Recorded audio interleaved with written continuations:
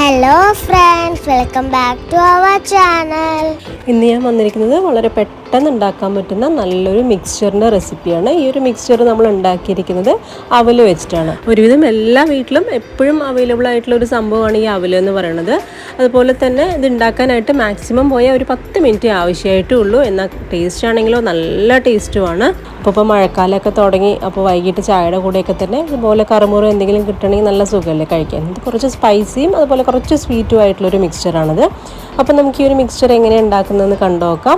അതിന് മുമ്പായിട്ട് എപ്പോഴും പറയുന്ന പോലെ തന്നെ നമ്മുടെ ഈ ഒരു ചാനൽ ആദ്യമായിട്ട് കാണുന്ന ഏതെങ്കിലും കൂട്ടുകാരുണ്ടെങ്കിൽ ഒന്ന് സബ്സ്ക്രൈബ് ചെയ്തതിനൊന്ന് സപ്പോർട്ട് ചെയ്യണേ. ഇനി നമുക്ക് ഒട്ടും സമയം കളയാതെ മിക്സ്ചർ ഉണ്ടാക്കി തുടങ്ങാം. അപ്പോൾ അതിനായിട്ട് ഞാനിവിടെ 1.5 കപ്പ് അളവിൽ അവൽ എടുത്തിട്ടുണ്ട്. ഞാനിപ്പോൾ എടുത്തിരിക്കുന്നത് വൈറ്റ് അവലാണ്. നമുക്ക് ബ്രൗൺ ആണെങ്കിലും കുഴപ്പമില്ല. അതുപോലെ തന്നെ കട്ടി കൂടിയത് കട്ടി കുറഞ്ഞത് അങ്ങനെ പല വിധത്തിലും അവൽ കിട്ടാനുണ്ടല്ലോ. അപ്പോൾ ഏതാണെങ്കിലും നമുക്ക് കുഴപ്പമില്ല. നല്ല ക്ലീനാക്കി എടുത്തിട്ടുള്ള അവലാണ്. ഇനി നമുക്ക് ഉണ്ടാക്കാനായിട്ട് ആദ്യം ഒരു പാൻ അടുപ്പത്ത് വെച്ചിട്ടുണ്ട്. അതിലേക്ക് കുറച്ച് എണ്ണ ഒഴിച്ചു കൊടുക്കാം. അപ്പോൾ ഇതുപോലെ കുഴിയുള്ള പാനാണെങ്കിൽ നമുക്ക് എണ്ണ വളരെ കുറച്ച് ആവശ്യമായിട്ട് വരുള്ളൂ. ഇനി എണ്ണ നന്നായിട്ടൊന്ന് ചൂടായി വരുമ്പോൾ ഇതിലേക്ക് ഇതുപോലെ ഒരു സ്റ്റീലിൻ്റെ ഒരു അരിപ്പ വെച്ച് കൊടുത്തിട്ടുണ്ട്. അരിപ്പ വെച്ചിട്ട് നമ്മൾ ഫ്രൈ ചെയ്തെടുക്കുമ്പോൾ നമുക്ക് കുറച്ചുകൂടെ എളുപ്പമായിരിക്കും. പെട്ടെന്ന് എല്ലാം ചെയ്തെടുക്കാനായിട്ട് സാധിക്കും. ഇനി നമുക്ക് ആദ്യം കുറച്ച് കറിവേപ്പില അതുപോലെ ഒന്ന് അരിപ്പയിലേക്ക് ഇട്ട് കൊടുത്തിട്ടുണ്ട്.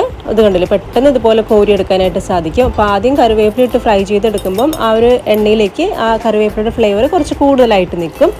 ഇനി അതുപോലെ തന്നെ ഒരു 2 വെളുത്തുള്ളി ചതച്ചതും കൂടി ഇട്ട് കൊടുക്കുന്നുണ്ട്. വെളുത്തുള്ളിയുടെ ഫ്ലേവർ ഇഷ്ടമാണെങ്കിൽ മാത്രം ഇത് ഇട്ട് കൊടുത്താൽ മതി, അല്ലാന്നുണ്ടെങ്കിൽ ഈ ഒരു സ്റ്റെപ്പ് നമുക്ക് സ്കിപ്പ് ചെയ്യാം. വെളുത്തുള്ളിയും കൂടെ ഫ്രൈ ചെയ്ത് മാറ്റിയിട്ടുണ്ട്. ഇനി ഒരു 1/2 കപ്പ് അളവിൽ കപ്പലണ്ടിയാണ് എടുത്തിരിക്കുന്നത്. അപ്പോൾ കപ്പലണ്ടിയും കൂടി ഇട്ടിട്ട് നമുക്കൊന്ന് ഫ്രൈ ചെയ്യാം. അപ്പോൾ ഇതെല്ലാം ചെയ്യുന്നത് ഒരു മീഡിയം ഫ്ലെയിമിൽ വെച്ചിട്ടാണ്, ഹൈ ഫ്ലെയിമിൽ വെച്ച് ചെയ്യരുത്. അങ്ങനെയാകുമ്പോൾ ഈ കപ്പലണ്ടിയൊക്കെ തന്നെ കരിഞ്ഞു പോവും, എന്നാൽ ഉള്ളിൽ ശരിക്കും ഒന്ന് ക്രിസ്പി ആയിട്ടും ഉണ്ടാവില്ല. അപ്പോൾ ഈ ഒരു കപ്പലണ്ടി ഒന്ന് പൊട്ടി വരുന്ന നമുക്കത് ഫ്രൈ ചെയ്യുമ്പോൾ തന്നെ മനസ്സിലാക്കാൻ സാധിക്കും. ആ ഒരു പൊട്ടുന്നൊരു സൗണ്ട് വരും. അതുവരെ ഒന്ന് ഫ്രൈ ചെയ്തെടുക്കുക. അപ്പോൾ ഒരു 1.5 മിനിറ്റൊക്കെ കൊണ്ട് തന്നെ കപ്പലണ്ടി ഫ്രൈ ആയി കിട്ടിക്കോളും. അപ്പോൾ ഇതും നമുക്ക് ആ ഒരു ബൗളിലേക്ക് മാറ്റിയിട്ടുണ്ട്. ഇനി അടുത്തതായിട്ട് വേണ്ടത് കുറച്ച് കാഷ്യൂ നട്ട്സ് ആണ്. അപ്പോൾ കാഷ്യൂ നട്ട്സ് ഇട്ടിട്ടൊന്ന് ഫ്രൈ ചെയ്തെടുക്കുന്നുണ്ട്. അപ്പോൾ ഇതുപോലെ അരിപ്പയിലിട്ടിട്ട് നമ്മൾ ഫ്രൈ ചെയ്തെടുക്കുമ്പോൾ കണ്ടില്ല, നമുക്ക് കോരിയെടുക്കാനായിട്ട് എക്സ്ട്രാ ടൈമിൻ്റെ ആവശ്യമില്ല. അരിപ്പയോട് കൂടെ തന്നെ ഒന്ന് കുടഞ്ഞിട്ട് ഇട്ട് കൊടുത്താൽ മതിയാവും. ഇനി അടുത്തത് ഒരു 1/4 കപ്പോളം പൊട്ടുകടലയാണ് ഫ്രൈ ചെയ്തെടുക്കുന്നത്. പൊട്ടുകടല എന്നും പറയും, ഇതിനെ പൊരികടല എന്നും പറയും. നമ്മൾ ചട്നിയൊക്കെ ഉണ്ടാക്കാൻ എടുക്കുന്ന ആ ഒരു കടല തന്നെ. അപ്പോൾ ഇതൊക്കെ തന്നെ പെട്ടെന്ന് ഫ്രൈ ആയി കിട്ടുന്ന സംഭവമാണ് കേട്ടോ. അപ്പോൾ മീഡിയം ഫ്ലെയിമിൽ തന്നെ വെച്ചിട്ട് മാക്സിമം 1 മിനിറ്റൊക്കെ കൊണ്ട് തന്നെ ഇതും നമുക്ക് ഫ്രൈ ആയി കിട്ടിക്കോളും. ഇനി അടുത്തതായിട്ട് നമ്മൾ ഫ്രൈ ചെയ്തെടുക്കാൻ പോകുന്നത് കുറച്ച് ഉണക്കമുന്തിരിയാണ്. അപ്പോൾ അത് നമ്മുടെ ഇഷ്ടത്തിനനുസരിച്ചിട്ട് ഇടാം. ഇതിന് പ്രത്യേകിച്ച് അളവൊന്നുമില്ല. നമുക്ക് മധുരം കുറച്ച് കൂടുതൽ ഇഷ്ടമാണെങ്കിൽ കുറച്ച് കൂടുതലിടാം. ഞാനിപ്പം ഒരു 1/4 കപ്പൊന്നും ഇട്ടിട്ടില്ല, ഒരു 2 ടേബിൾ സ്പൂണോളം ഇട്ടിട്ടുള്ളൂ. അപ്പോൾ അതും അതുപോലെ തന്നെ ഫ്രൈ ചെയ്തെടുക്കുന്നുണ്ട്. അപ്പോൾ മുന്തിരിയൊക്കെ തന്നെ കരിഞ്ഞു പോവാതിരിക്കാനായിട്ട് പ്രത്യേകം ശ്രദ്ധിക്കണം, കാരണം എണ്ണ നല്ല ചൂടുള്ളതാണല്ലോ. ഇനി ഇതും കൂടെ കഴിഞ്ഞതിന് ശേഷം ഇനി നമുക്ക് നമ്മുടെ മെയിനായിട്ടുള്ള അവൽ ഫ്രൈ ചെയ്തെടുക്കണം.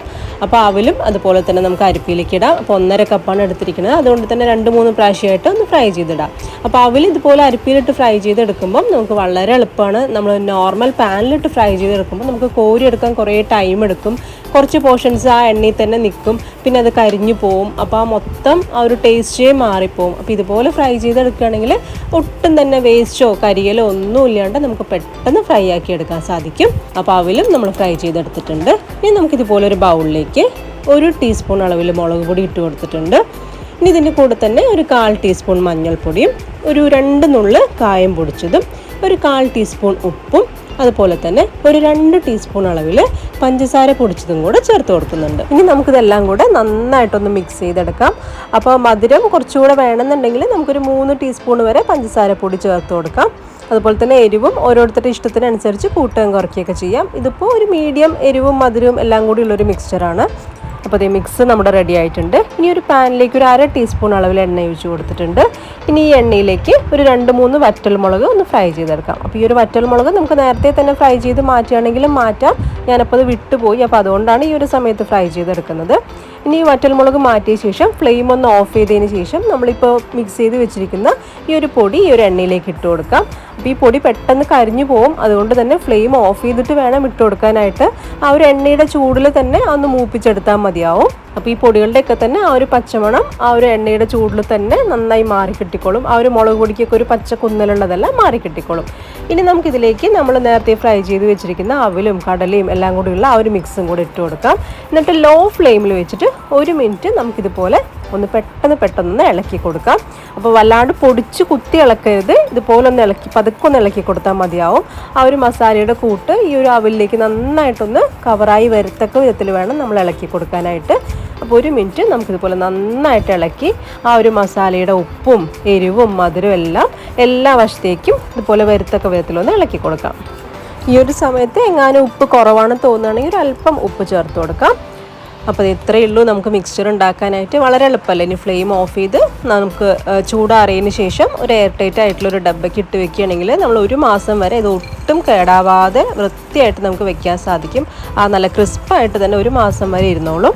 അങ്ങനെ നല്ല ടേസ്റ്റി ആയിട്ടുള്ള നമ്മുടെ അവൽ കൊണ്ടുള്ള മിക്സ്ചർ ഇവിടെ റെഡി ആയിട്ടുണ്ട്. അപ്പോൾ വൈകിട്ടൊക്കെ ചായയുടെ കൂടെ പെട്ടെന്ന് ഉണ്ടാക്കി കഴിക്കാൻ പറ്റുന്ന ഒരു സംഭവമാണ്. അതുപോലെ പെട്ടെന്ന് ഗസ്റ്റൊക്കെ വരുന്ന സമയത്തും നമുക്കിത് ഉണ്ടാക്കി കൊടുക്കാം. നല്ല അടിപൊളി ടേസ്റ്റ് അല്ലേ. ശരിക്കും നമ്മൾ ബേക്കറിയിൽ നിന്നൊക്കെ കിട്ടുന്ന അതേ ഒരു രുചിയിൽ തന്നെയാണ് നമ്മൾ ഈ ഒരു മിക്സ്ചർ ഉണ്ടാക്കിയെടുത്തിരിക്കുന്നത്. അപ്പോൾ ഇതുവരെയും അവൽ വെച്ചിട്ട് ഇതുപോലൊരു മിക്സ്ചർ ഉണ്ടാക്കിയിട്ടില്ല എന്നുണ്ടെങ്കിൽ തീർച്ചയായും ട്രൈ ചെയ്ത് നോക്കുക. എല്ലാവർക്കും ഇഷ്ടമാവും. കുട്ടികൾക്കാണെങ്കിലും ആ ഒരു ലൈറ്റും മധുരവും എരിവും ഒക്കെ ഉള്ളതുകൊണ്ട് കഴിക്കാൻ നല്ല ഇഷ്ടമാവും. അപ്പോൾ അവൽ വെച്ചിട്ടുള്ള ഈ ഒരു മിക്സ്ചറിൻ്റെ റെസിപ്പി ഇഷ്ടമായിട്ടുണ്ടെങ്കിൽ നമ്മുടെ ഈ ഒരു വീഡിയോ ലൈക്ക് ചെയ്യുക. അതുപോലെ തന്നെ നിങ്ങളുടെ അഭിപ്രായങ്ങൾ കമൻറ്റ് ബോക്സിലൂടെ നിന്ന് അറിയിക്കുകയും കൂടെ വേണേ. പിന്നെ വീണ്ടും നല്ലൊരു റെസിപ്പി ആയിട്ട് കാണാം. എല്ലാവർക്കും ബൈ.